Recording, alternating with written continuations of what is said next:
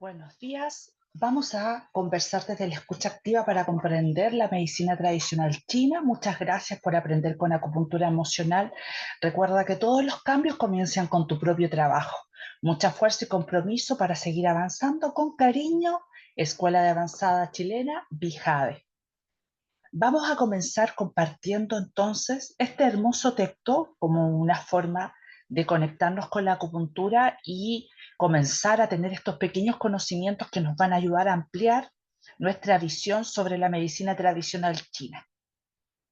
Vamos a recordar entonces que la acupuntura y la moxibustión, que son dos técnicas que pertenecen a la medicina tradicional china, contribuyen a una parte muy importante. Previenen y tratan enfermedades mediante la punción en algunos puntos del cuerpo humano con agujas o con el calor generado por la moxa. La moxa es un puro de artemisa, de una hierba que al ser quemada, esa energía que es el calor y que es ese humo, penetra en algún punto y genera muchos cambios. La acupuntura y la moxibustión tienen una eficacia amplia y evidente y requieren de equipos simples. Es por esto que gozan de gran popularidad en China desde hace miles de años. La formación y el desarrollo de la acupuntura y la moxibustión cuentan con un largo proceso histórico. Ellas se condensan las experiencias obtenidas por el pueblo trabajador durante varias centurias en una lucha contra las enfermedades. Ya en la edad de piedra, la gente usaba las agujas de piedra con propósitos curativos. Esto contribuye a la base más rudimentaria de la acupuntura. Cuando la humanidad entró en la edad de bronce y en la edad de hierro, empezó a usar las agujas metálicas en vez de las agujas de piedra. Y a medida de la evolución de la técnica productiva social, los instrumentos para la punción se mejoraban, creando condiciones para un mayor desarrollo de la acupuntura. Hay que pensar que los primeros que usaron agujas metálicas fueron solo los emperadores. El pueblo usó la digitopresión y usó las agujas de piedra.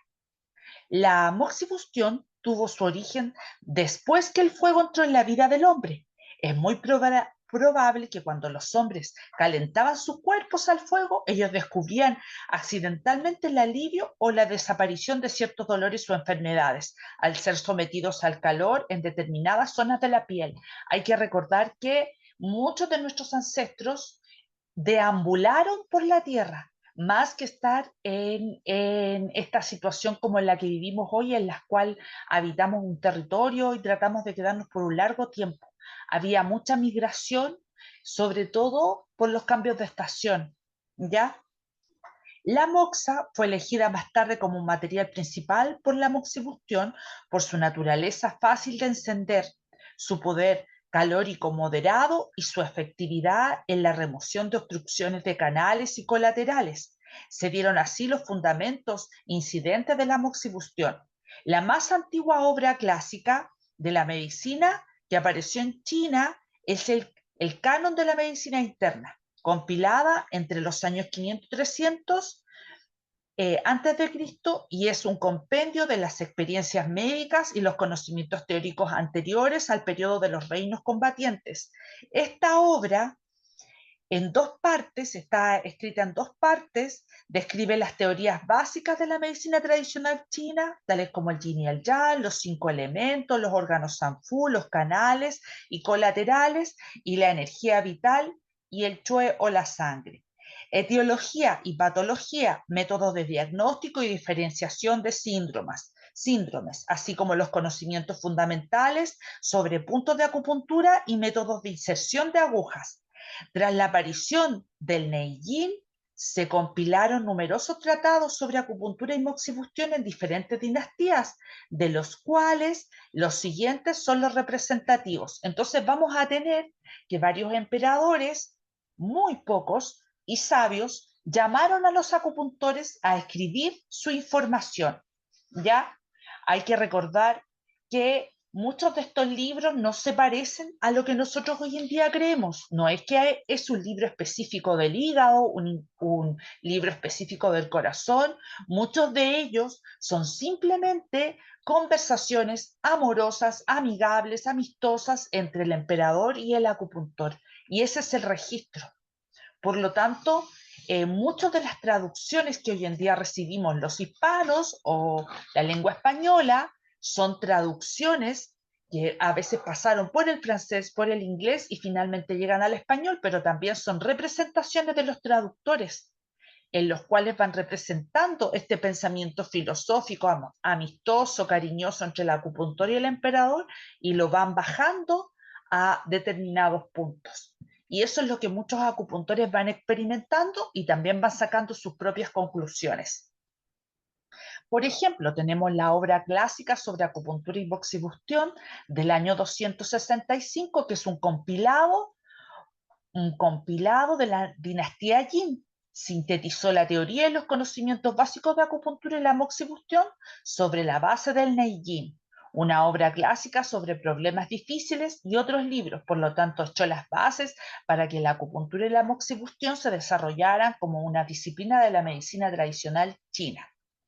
Después tenemos el manual ilustrado sobre puntos de acupuntura y moxibustión, mostrado por la figura de bronce en el año 1026. Lo que pasa es que para que algunos médicos chinos tradicionales estudiaran, se hicieron figuras de bronce en donde estaban marcadas los puntos y muchas, de acuerdo a algunas experimentaciones, decían que se echaba una cera con color que rodeaba esta figura y que cuando el acupuntor ensayaba un punto, salía la cera por algún otro punto. Esos son, en realidad, son tips de lo que uno va leyendo. Ya puede que haya sido de otra forma, pero es para que se lo imagine. Entonces fue complicado eh, para un acupunturista de la dinastía Song, después de verificar los puntos de los 14 canales. Al año siguiente, en el 1027, Wang Wenyi hizo fundir dos figuras de bronce con los puntos de acupuntura, lo cual significó un gran evento en la historia del desarrollo de la acupuntura y la moxibustión. Es decir, primero se tuvieron unos puntos y este acupuntor hizo nuevamente el estudio en otra dinastía y tomó una figura de bronce que fundió y marcó los puntos.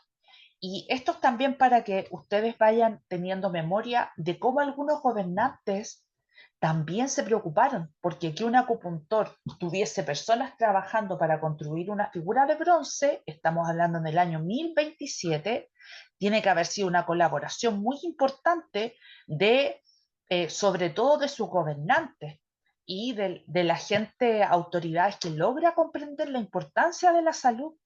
Cuando un emperador trae a un acupuntor y se da cuenta de la importancia de la salud, se da cuenta que su comunidad también necesita salud y por lo tanto cuida a la comunidad, porque se da cuenta que estando saludable su comunidad, está saludable su reino y hace perdurar el reino. En el año 1220, la obra clásica de la acupuntura y la moxibustión fue un recopilado de la dinastía Song. En este libro lo escribió el autor en base a materiales existentes en su época sobre acupuntura y moxibustión, los que combinó con sus propias experiencias clínicas. Tenemos después en el año 1341 el desarrollo de los 14 canales, escrito por Wang Boren de la dinastía Yuan, explica sistemáticamente el trayecto y la distribución de los 12 canales reguladores y los canales Ren y Du, así como sus puntos relativos de la acupuntura. Es una obra de valor consultivo para los estudios de las teorías de canales y los colaterales.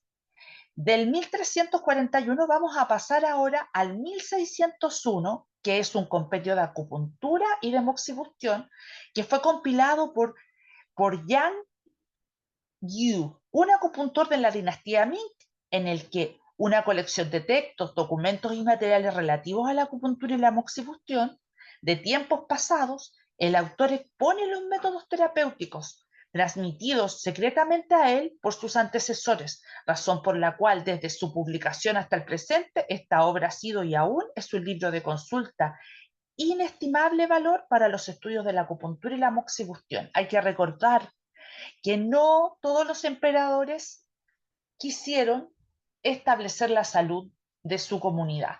Por lo tanto, Sí hubo un periodo duro donde los acupuntores fueron perseguidos, donde fueron acallados, donde muchos textos fueron quemados y también donde muchos acupuntores escribieron en las cárceles. Y, digamos así, los soldados que resguardaron, algunos permitieron guardar estos textos celosamente y heredarlos de familia en familia para que esta información perdurara y llegara hasta hoy.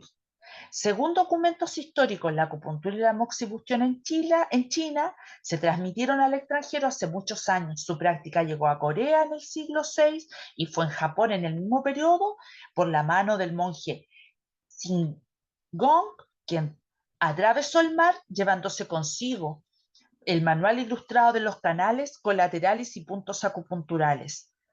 Luego, otros libros o métodos de acupuntura y moxibustión llegaron a Europa. Todas estas actividades han promovido el intercambio médico y cultural sobre nuestro país y otros países del mundo.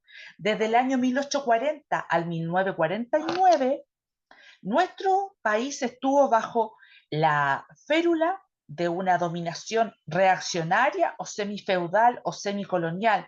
Su ciencia y la cultura fueron devastadas. Estamos hablando de China aquí, fueron devastadas y la medicina tradicional china con ella, la acupuntura y la moxibustión, se vio al borde de la extinción. Estamos hablando que en este periodo de 1840 y 1949 se trató un poco de abolir esta tradición ancestral.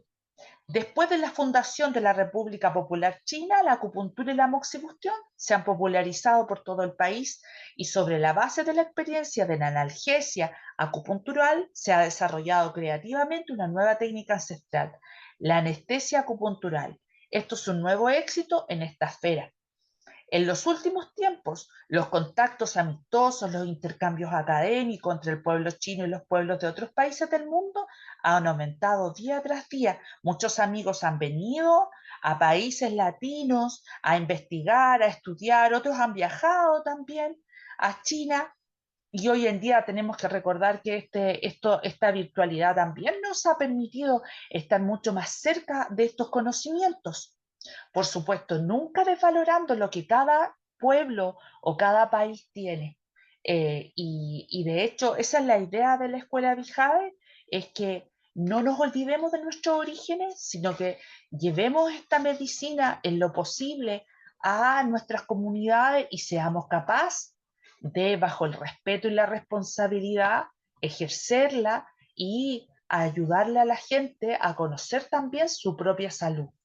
Si bien es cierto, hay algo que admirar de la medicina tradicional china, que es el respeto por su entorno y por la observación del entorno y el llegar a comprender que nuestra salud no es, no es solo esta salud individual, sino que es la salud colectiva y es nuestra salud frente a nuestro entorno, cómo se comporta nuestro entorno. ¿Ya?